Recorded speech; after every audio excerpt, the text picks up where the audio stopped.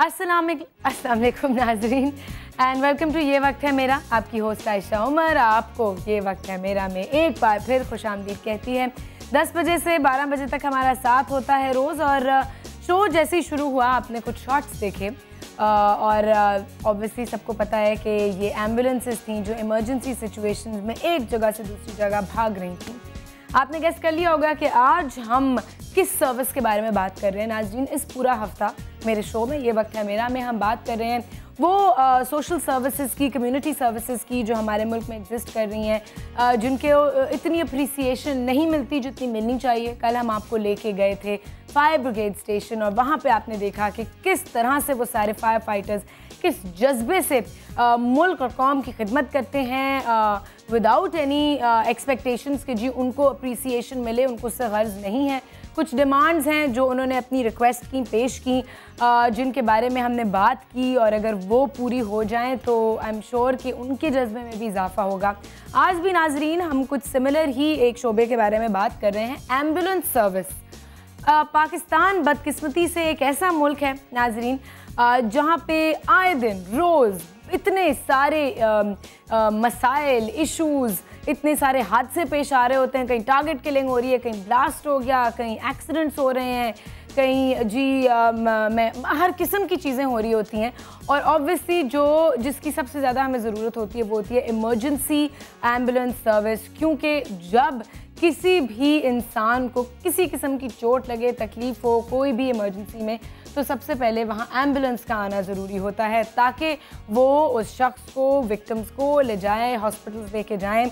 और ऐसे मुल्क में जहाँ पे इतना ट्रैफिक है, एक्चुअली ऐसे शहर में कराची जहाँ पे इतना ट्रैफिक है, इन एम्बुलेंसेस का रोडों पे मूव करना कितना मुश्किल है और किस तरीके से ये अपनी ये सर्विस जो है ये जारी रख रहे होते हैं हर किस्म की सिचुएशन में, हर किस्म के हालात में, चाहे हालात जैसे भी हों, एम्बुलेंसेस जो है वो नहीं रुकती, हर जगह उन्हें पहुँचना होता है। और यहाँ पे कराची में इस वक्त 4 एम्बुलेंस सर्विसेज एग्जिस्ट कर रही हैं, जो मैं कहूँगी सेपरेट फ्रॉम द हॉस्पिटल्स, जो हॉस्पिटल्स की अपनी एम्बुलेंसेज होती हैं उनके अलावा, जिनमें सबसे पहले तो ऑब्वियसली नाम आता है अब्दुलसत्तार ईदी की, ईदी एम्बुलेंस सर्विस का, और उसके अलावा है चीपा, बहुत बड़ा नाम है, फिर अमन फाउंडेशन है, और खिदमत खल्क फाउंडेशन KKF के नाम से।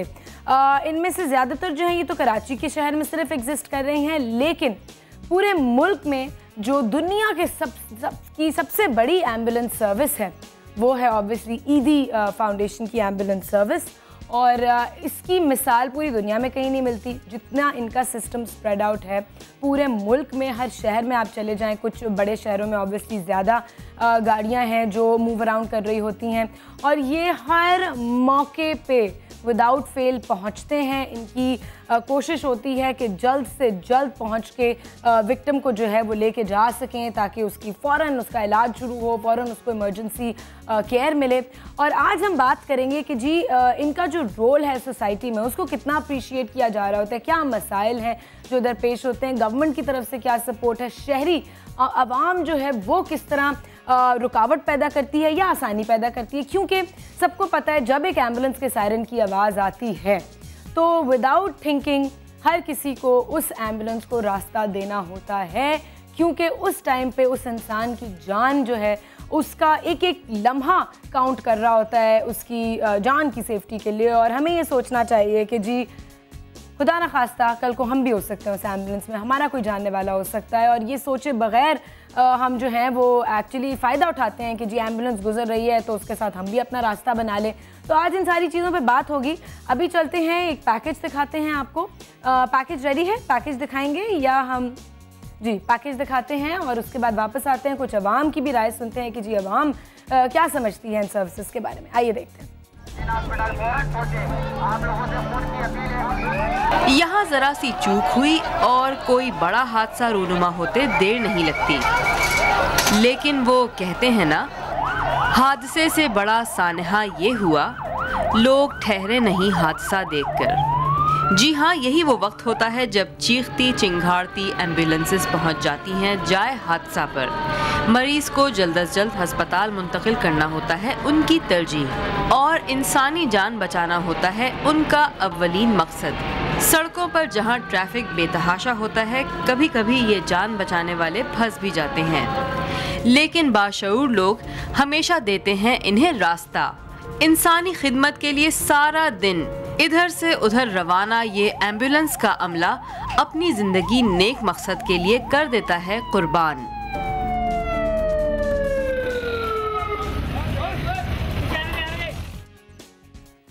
जी नाजरीन, हमारे पास आज जो गेस्ट मौजूद हैं उनका कंट्रीब्यूशन मैं कहूँगी उतना ही ज़्यादा है जितना अब्दुल सत्तार ईदी साहब का है। उनकी वाइफ हमारे साथ मौजूद हैं, बिल्किस ईदी साहिबा, जो मेरे ख्याल में जिन्होंने उनके साथ अपनी पूरी ज़िंदगी वक्फ़ कर दी कौम की खिदमत के लिए, इस मुल्क की खिदमत के लिए।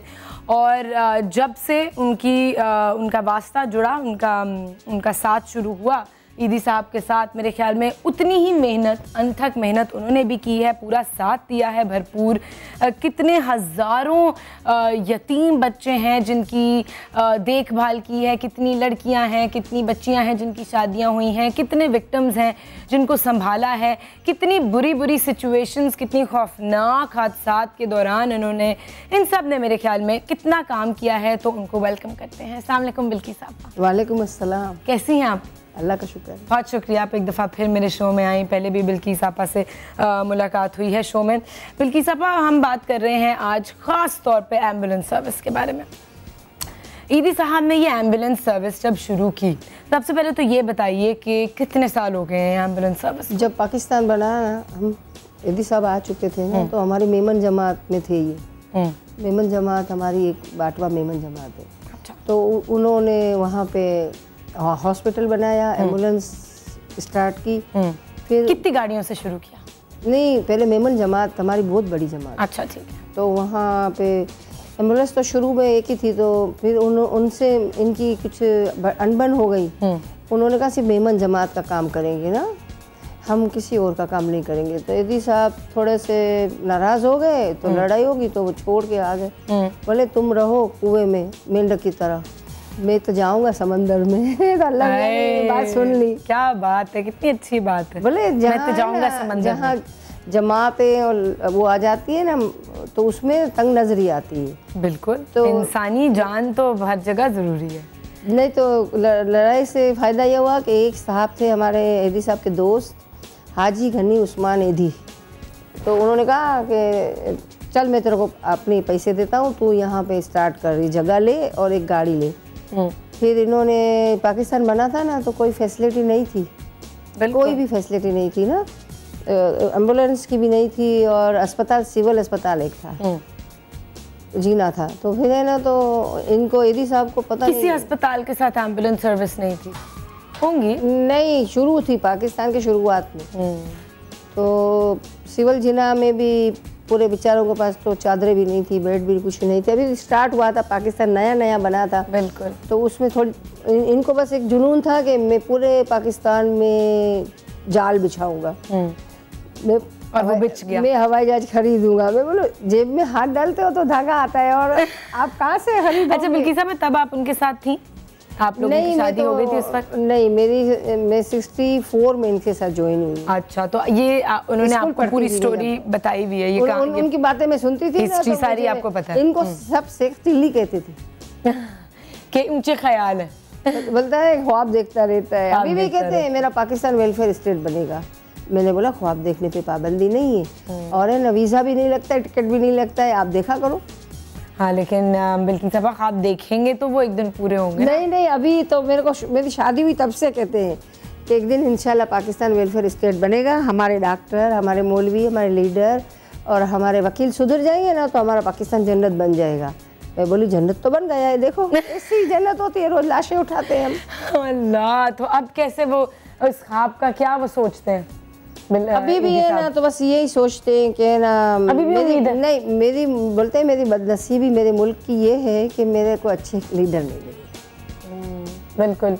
अच्छा, तो एम्बुलेंस सर्विस का बताइए। फिर उन्होंने सोचा मैं ये शुरू करूं, जाल बिछाऊं। एक एम्बुलेंस खरीदी थी, टूटी हुई पुरानी, और उसके बाद है ना इन्होंने ड्राइविंग सीखी, तो खुद चलाना शुरू हो गए। नहीं तो भीख मांगनी थी ना, हमको तो भीख मांग के काम करना था।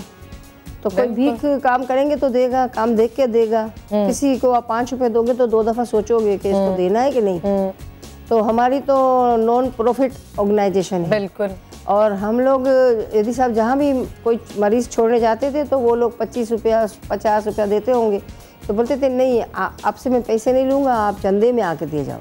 और फिर बड़ी शादियों में है ना बर्तन धोने जाते थे, वॉलेंटियर थे, जवान जाते थे, और है ना छोटे छोटे काम करने में इनको जैसे जगह बनाने थे पैसे वो सारे नहीं, वो शादी में बर्तन धोने भी चले जाते थे तो बोलते थे पैसे ले लो हमसे 50-100 रुपये, तो खुशी का मौका होता है। बोलते नहीं मेरे को आप डोनेशन में दे जाना। इन्होंने ना तो पढ़े लिखे नहीं है, तो मगर इन्होंने इनके दिमाग में एक बात बैठी हुई थी कि मैं पूरे पाकिस्तान में एम्बुलेंस का जाल बिछाऊंगा। और 1976 में हम लोग बाई रोड भैया छोड़ने जा रहे थे लाहौर, तो उस वक्त भुट्टो की हुकूमत थी। हमारा एक्सीडेंट हुआ गाड़ी का, तो मैयत तो गाड़ी में थी, उसके साथ बंदे भी थे। और हम जब भी मैयत छोड़ने जाते थे तो हमारा ड्राइवर हमारे साथ होता था, ताकि गाड़ी खराब हो तो हम फिर ट्रेन में आ जाते थे। अच्छा। और है ना एक्सीडेंट हुआ ना तो इनको बहुत चोट लगी यदि साहब को। ओह गॉड। हद से ज़्यादा चोट लगी, हाथ पाँव सब टूट गए, सर टूट गया, दांत हिल गए पूरे। और है ना 1 साल तक इनकी इमरजेंसी में सर्विस वो चलती रही। अच्छा। इतनी चोट लगी थी कि उम्मीद नहीं थी। और रहीम यार खान में मरे थे। रहीम यार खान में सिर्फ टांगा चलता था। और हमारी मैयत आप वहीं रह गई? नहीं, मैयत छोड़ने का मतलब ये था कि वो बच्चा जेल में मरा था, तो वो हमने अमानत दफनाई थी। 20 साल का बच्चा था, तो उसकी माँ, उसके दोस्त आ गए, उसके बच्चे को देखना चाहती थी माँ। जब उसकी मैयत को खोला ना तो 1 महीना हो गया था, लेकिन मैयत में से खुशबू आ रही थी। ये कैसे? उसके कपड़ों में, उसके कफन में ऐसे खुशबू आ रही थी जैसे इसको अभी अभी दफनाया है। तो वो बच्चे में आँच नहीं आई थी, बच्चा तो मर गया था बेचारा। लेकिन है ना ग्वाल मंडी जाना था हमको, मुझे सभी याद है। और मेरा बच्चा भी मेरे साथ था जब हमारा एक्सीडेंट हुआ। आप उस जमाने में सब लोग इकट्ठे जाया करते थे? नहीं, इतनी समझ नहीं थी, बच्चा साथ ले लेती थी, मुझे डर भी नहीं लगता था। अकेला तो नहीं छोड़ सकते। एक बच्चा आ गया था मेरा बेटा बड़ा, वो मेरे साथ था। तो मेरे बेटे को चोट नहीं आई, मुझे चोट नहीं आई। जो 6 बच्चे थे उस मैयत के साथ, उनको चोट नहीं आई, मामूली खराश। और है ना ड्राइवर की पसलियाँ टूट गई थी हमारी। फिर हम लोग को भुट्टो साहब ने और जतोई साहब ने हमको जहाज़ भेजा उधर।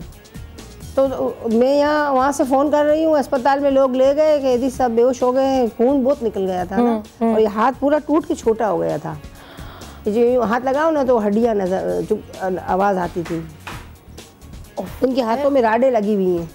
अच्छा। हाँ, राडें। उस एक्सीडेंट के बाद उनकी हाथों की वो डॉक्टर जोकियो ने इनका ऑपरेशन सिविल में किया था, और वो राडें लगी हुई। अभी तक वही रॉड्स हैं, वो हड्डियां कभी भी जो हैं वो नहीं, कुछ भी तकलीफ जुड़ी नहीं, तकलीफ नहीं हुई है। नहीं जुड़ गई है, लेकिन उन्होंने कहा था आपको ये जरूरी है, नहीं चाहिए तो निकाल देना। तो वो निकाल जाएंगे। मुश्किल से तो हाथ में काबू में आए थे डॉक्टर। अच्छा बिल्किस आपा, एक कॉलर है लाइन पे, उनसे बात करते हैं, आपसे गुफ्तगू जारी रखते हैं। अस्सलाम वालेकुम, कौन है हमारे साथ?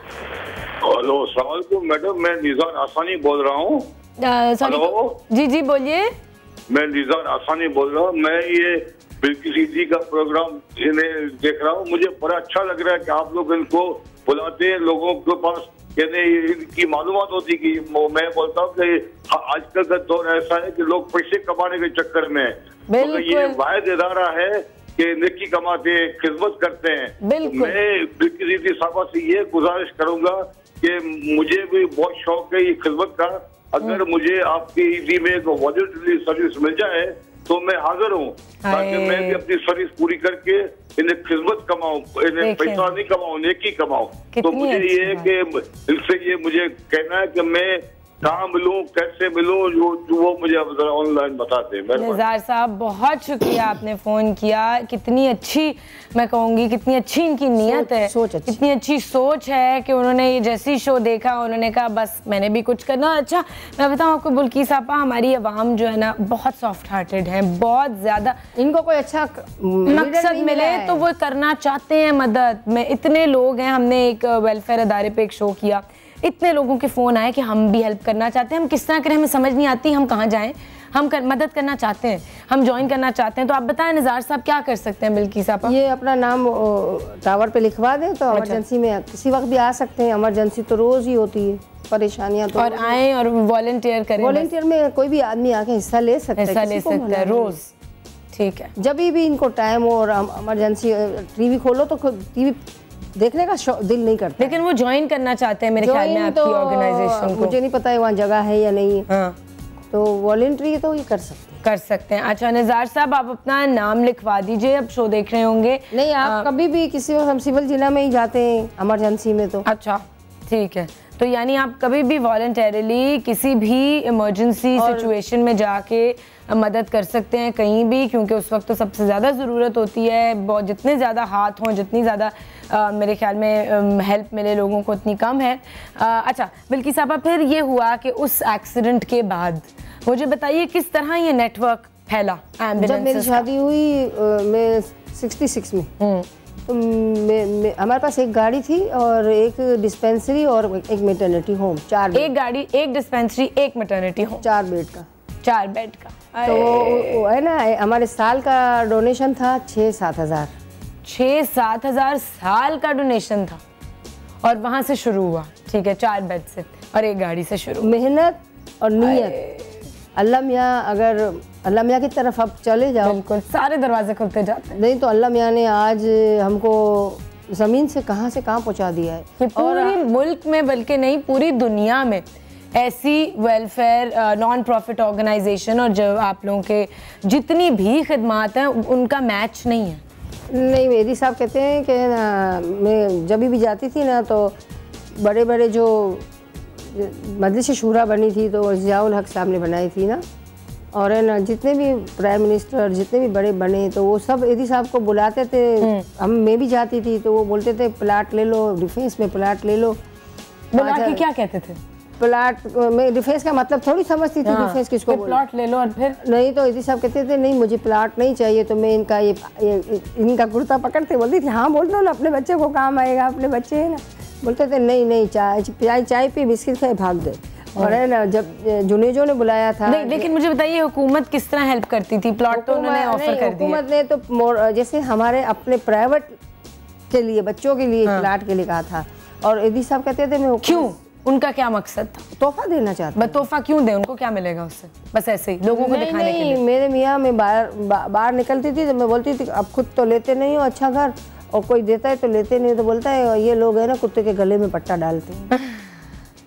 लेकिन आप लोगों को कोई डोनेशंस देते थे? हुकूमत की तरफ से कभी भी इन्होंने नहीं लिया और पसंद नहीं करते। कभी नहीं ली? नहीं, एक दफ़ा ज़ियाउल हक ने दिया था तो नहीं लिया, बोला मुझे नहीं चाहिए, मैं इज़्ज़त के साथ आपको वापस कर रहा हूँ, मैं काम करूँगा, पब्लिक मुझे पसंद करेगी और मेरा काम अच्छा लगेगा तो मुझे वो डोनेशन देगी तो मैं काम करूँगा। बस ये। लेकिन हुकूमत बड़े आदमियों के पास कभी भी नहीं जाऊँगा। बड़े आदमी टैक्स चोर हैं, ज़कात चोर हैं, गुर्बत देते हैं और है ना बर्बादी का रास्ता उन्होंने ही बनाया हुआ। बिल्कुल सही। इसी पॉइंट पे ब्रेक लेते हैं। बिल्कुल सही उन्होंने किया मेरे ख्याल में, क्योंकि वो अगर आप उनसे फेवर मतलब ले लें तो फिर वो जो आगे से एक्सपेक्ट करते हैं उनकी भी तो फिर डिमांड्स पूरी होनी होती है ना, आएंगी फिर उनकी। बिल्कुल बिल्कुल। नाज़रीन, इसी पॉइंट पे ब्रेक लेते हैं। ये वक्त है मेरा, हम एम्बुलेंस सर्विसेज के बारे में आज बात कर रहे हैं। ब्रेक लेके वापस आइए और हमारी गुफ्तगू जारी होगी।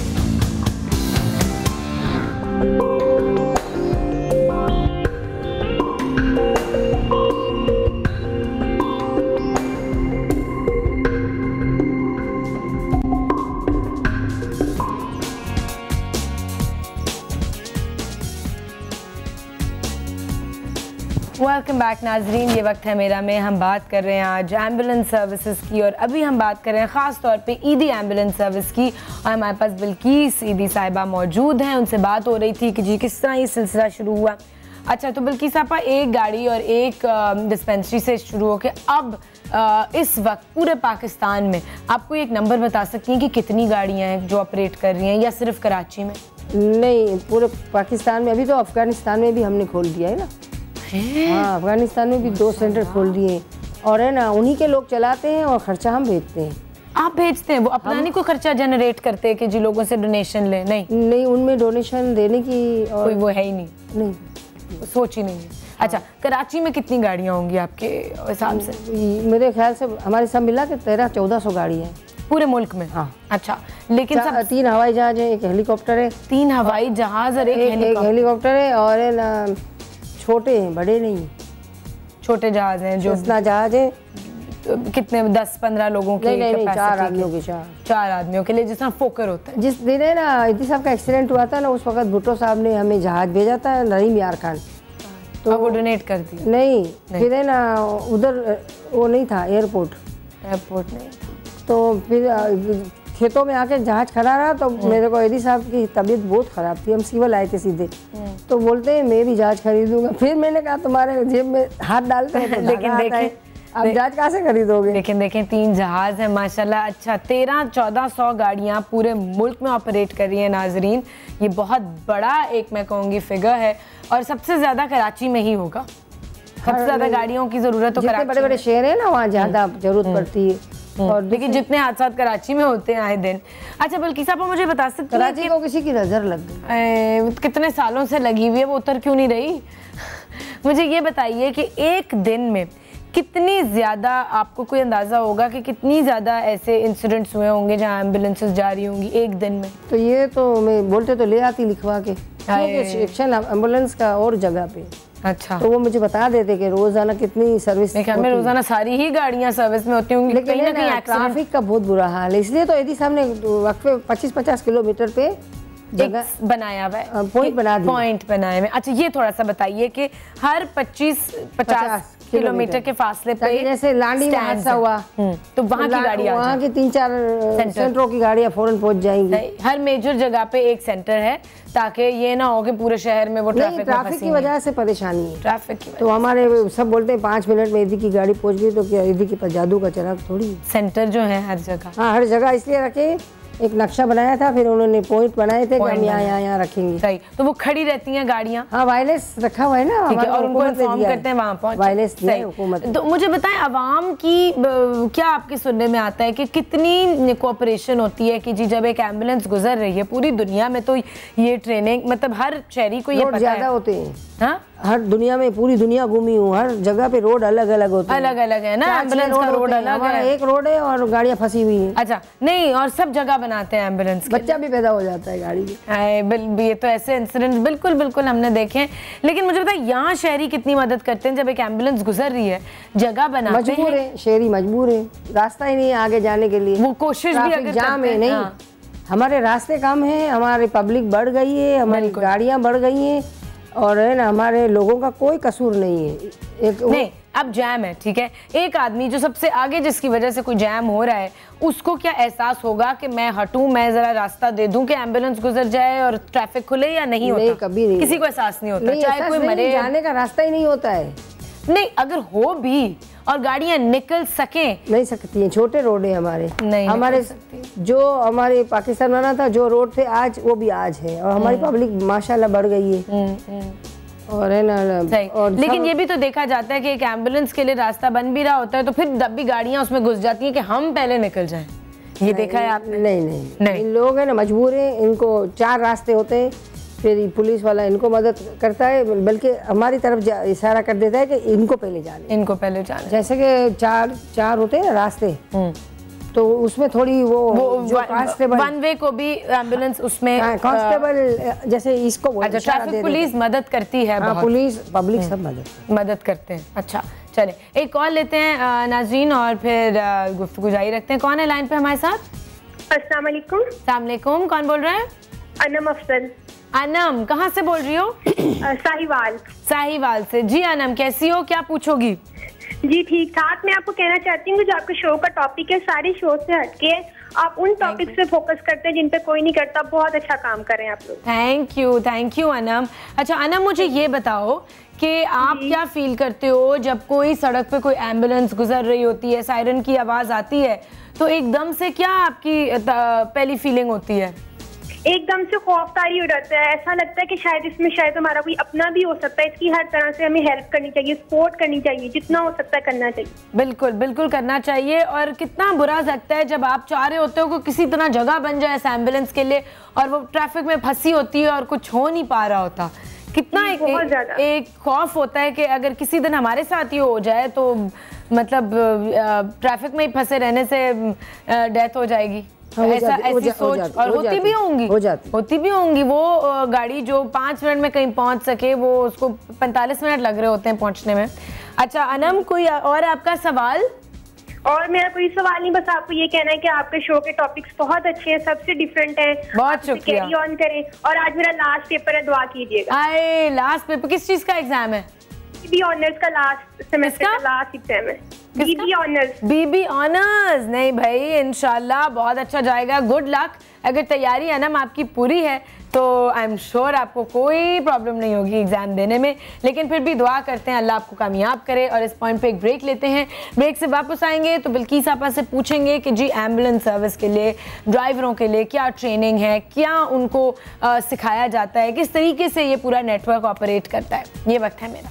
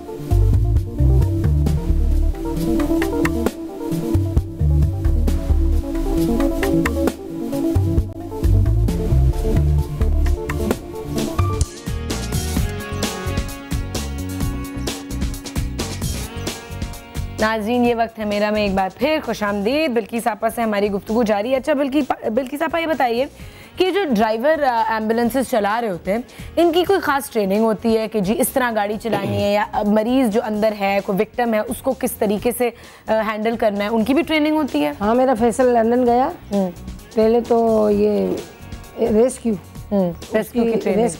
की ट्रेनिंग लेके आया। फिर वहाँ से बंदे बुलाए, फिर हमारे बंदों को ट्रेन किया। लेकिन है ना जरा लापरवाही होती है, रफनेस, वही ना कि जब एक बुरी सी एक हादसा हुआ हुआ है और आपको बस हबड़ दबड़ में कुछ करना है तो फिर वो लापरवाही हो जाती है आपके लिए। सही। ये हमारा पाकिस्तान जैसा मुल्क है ना, ऐसा किधर दुनिया में किसी का मुल्क नहीं है।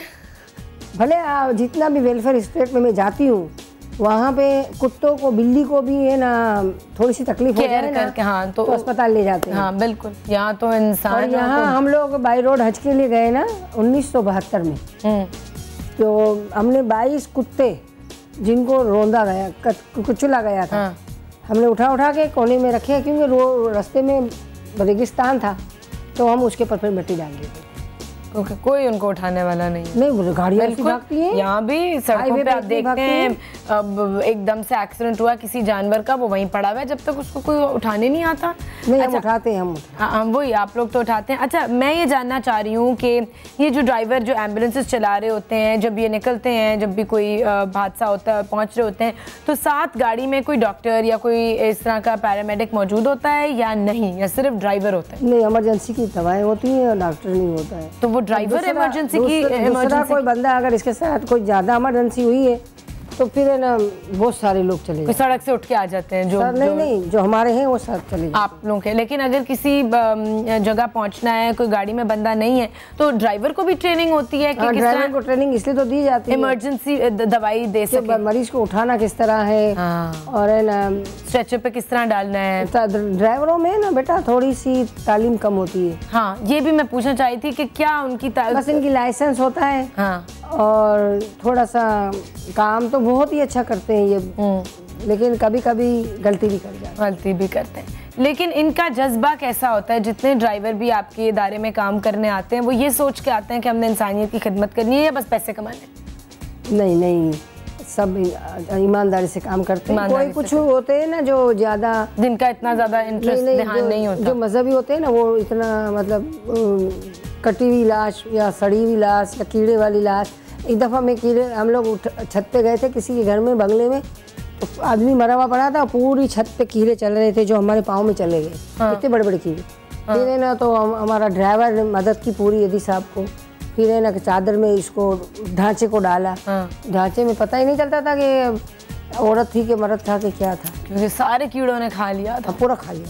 अच्छा, यानी आप कह रही हैं कि जो मजहबी ज्यादा होते हैं वो बल्कि नहीं लाशों को छूना चाहते, और जो नहीं इतने मजहबी नहीं, हमारे ड्राइवरों की बात कर। हाँ, वही ड्राइवरों में जो नमाज पढ़ने जाते हैं ना हाँ, ज्यादा, वो समझते हैं कि जी हमने गंदगी को हाथ नहीं लगाना। होती है तो इमरजेंसी में नहीं जाएंगे, नमाज पढ़ने चले जाएंगे। तो इसमें थोड़ा आप मुझे जरा बताएं बिल्किस आपा कि ये सही है कि आप नमाज, ठीक है अजान हुई है और हमारे जो मज़हब है वो यही कहता है कि जो भी काम कर रहे हो वो छोड़ के चले जाओ, लेकिन ये भी एक इबादत नहीं है कि आप किसी की जान बचा रहे हैं और उसका ज़्यादा सवाब नहीं आपको मिल रहा होगा, ना कि आप कहें नहीं वो छोड़ के मैं। आप बताइए, मैं आपकी उसके बारे में तासुरात जानना चाहती हूँ। आपको क्या लगता है कि सही करते हैं? नहीं तो मतलब यदि साहब अभी सोच समझ के, फैसल भी समझ गया है, फैसल ज़्यादा समझदार है, हमारे बेटी साहब को मशवरा देता है। अब अबू आपको ये करना चाहिए, अबू आपको ये करना चाहिए, आपने ये सही नहीं किया, अबू आपने। मैं बोली तैयार माल मिला है ना, इसलिए तू हमको बातें सुनाता है, हमने सारी जिंदगी मेहनत की है। अच्छा, एक कॉल लेते हैं बिल्किस आपा जी। अस्सलाम वालेकुम सदफ, कैसी हो? कैसी हो? ठीक ठाक, आप सुनाओ। अल्लाह का शुक्र। क्या पूछोगी?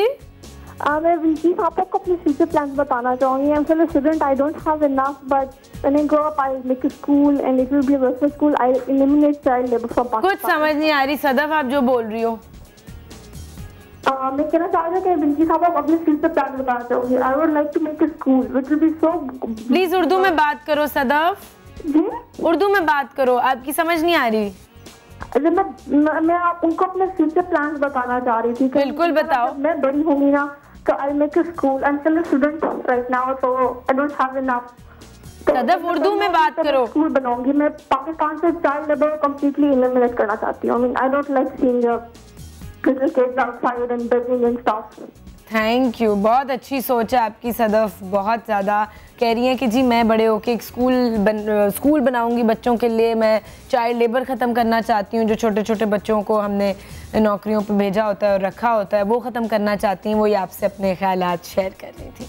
Thank you Sadaf. अच्छा, मैं आती हूँ अब ज़रा सा मुझे ये बताइए कि इनकी तनख्वाहें क्या होती हैं? जो आम ड्राइवरों की तनख्वाहें होती हैं या वॉलंटरी काम भी कर रहे होते हैं? वॉलंटरी नहीं करते। ऐसे कोई ड्राइवर नहीं है जो वॉलंटरी करता है? नहीं, कोई भी वॉलंटरी नहीं करता है, लेकिन इनको फार्म वॉलंटरी भरना पड़ता है।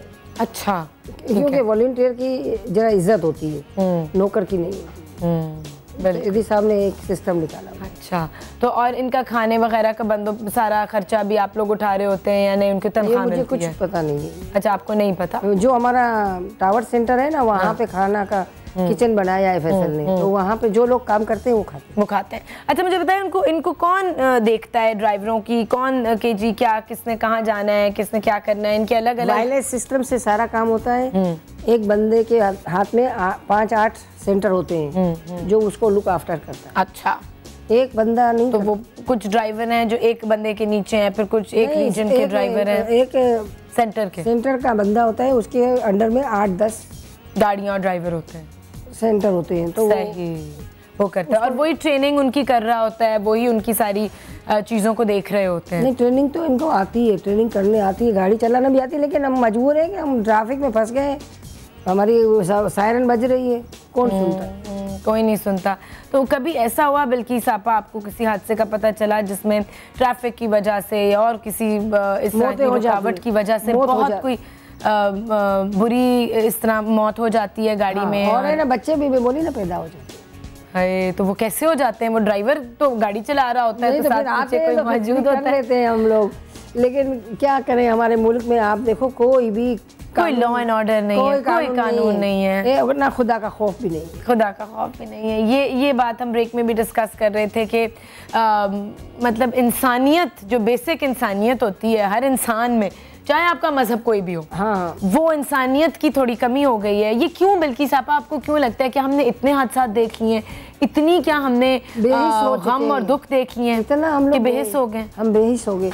लंदन में मेरी इंटरव्यू हुआ था एदी साहब का मेरा, तो मेहर थी एक कोई वहाँ पे, हाँ। उसने एक शेर सुनाया था इंटरव्यू से पहले या बीच में कि फरिश्तों से बेहतर है इंसान बनना, मगर उसमें लगती है मेहनत ज़्यादा। तो मैंने याद रखा था, मैंने कहा मैं आपको सुनाऊंगी। कितनी अच्छी बात आपने की और बिल्कुल ठीक बात की है कि कितनी लगता है जी इंसान होना, फरिश्ता होना कितना मुश्किल होगा, लेकिन इंसान होने में मेरे ख्याल में ज़्यादा मेहनत और ज़्यादा आपकी जज्बा चाहिए होता है। अच्छा बिल्किस साहब, आखिर में ये भी पूछना चाहूँगी कि आप कोई आवाम से या क्या आप कोई मैसेज देना चाहेंगी, कोई रिक्वेस्ट करना चाहेंगी कि जी एम्बुलेंसेस की किस तरह मदद करनी चाहिए या क्या क्या करना चाहिए? अभी मैं 2-4 दिन के बाद हीनो पार्क कोई कंपनी है ना, वो मुझे बुला रही है ना, बनाते हैं बिल्कुल, तो वो मुझे हमेशा एम्बुलेंस देते थे। अच्छा, हर साल में 1-2 देते थे, गाड़ियाँ डोनेट करते थे। अभी मैं जाऊंगी 2-4 दिन के बाद, गवर्नर हाउस में कोई मीटिंग होगी, वहाँ वो लोग मुझे ट्रक देंगे, तो मैं लेने जाऊंगी। ट्रक देंगे? हाँ, मुझे ट्रक की बहुत ज़रूरत थी, क्योंकि हमारा मतलब इमरजेंसी में ट्रक का बहुत काम होता है, जितनी ज़्यादा बड़ी इस पे। अच्छा मुझे बताइए, पेट्रोल कितना खर्च हो जाता होगा बिल्किस आपा एक गाड़ी पे दिन में? मुझे नहीं पता भाई, ये तो हमारा जितना उनका वो साल का बजट होगा 1.5-2 अरब। 1.5-2 अरब? हाँ, पेट्रोल का बजट नहीं, पूरा बजट, ये पूरी इदारे का बजट। हाँ माशाल्लाह। और ये हम पब्लिक से लेते हैं, सारा डोनेशन से कवर हो रहा है, पब्लिक से लेते हैं। बाहर के ऑर्गेनाइजेशन ने आके कहा हमसे पैसे ले लो, हम देने आए, लोग मांगने आते हैं, और तुमको हम देने आए, तुम क्यों नहीं लेते हो? ये सब कहते हैं मेरी पाकिस्तानी कौम बहुत जिंदा कौम है। क्या बात है, मैं पाकिस्तानियों का नाम है ना खराब नहीं होने दूंगा। मेरा पाकिस्तान का लेबल मेरा लगा हुआ है कि मैं पाकिस्तानी हूँ और पाकिस्तानी पैसों से मैं काम कर रहा हूँ। और हमारी ज़मीनें जितनी भी हमारे सेंटर है ना, 350 सेंटर है हमारे, वो हमारे सब खरीदे हुए हैं, हमने किराए पे नहीं लेते, इसलिए कि ना किराएदार कभी भी खाली करा सकता है। बिल्कुल बिल्कुल। और आपको पता है अरबों रुपयों के हमारे सेंटर हैं। क्या बात है, इनकी सच्चाई ईमानदारी है। माशाल्लाह माशाल्लाह। और अभी भी एदी और हमारी यही दुआ है बिल्किस आपा, एदी और मैं चोर हैं, अभी पता नहीं कितनी चोरी और करेंगे हम। नहीं बिल्किस आपा, अल्लाह आप लोगों के काम को इसी तरीके और बढ़ाए। अभी हमें ब्रेक पे जाना है, बहुत शुक्रिया आपका, आपने हमें ज्वाइन किया और आपसे हमने गुफ्तगू की। ये सेंसेशन का गिफ्ट बैग आपके साथ जाएगा। बस हमारी तो यही दुआ है बिल्किस आपा कि और लोग जो जिनके मीन्स में ये है वो देख के कोई उनको इंस्पिरेशन मिले, वो मदद करें, वो एनजीओज खुलें और ज़्यादा लोग मतलब मदद करने के लिए आगे आएँ। और नाज़रीन हम ब्रेक पे चलते हैं, ब्रेक के बाद हमें रमज़ान चीपा साहब ज्वाइन करेंगे, एक सोशल वर्कर हैं और आपको पता है चीपा एम्बुलेंस सर्विस चलती है पूरे शहर में, उसके फाउंडर हमें ज्वाइन करेंगे। ब्रेक लीजिए, ये वक्त है मेरा।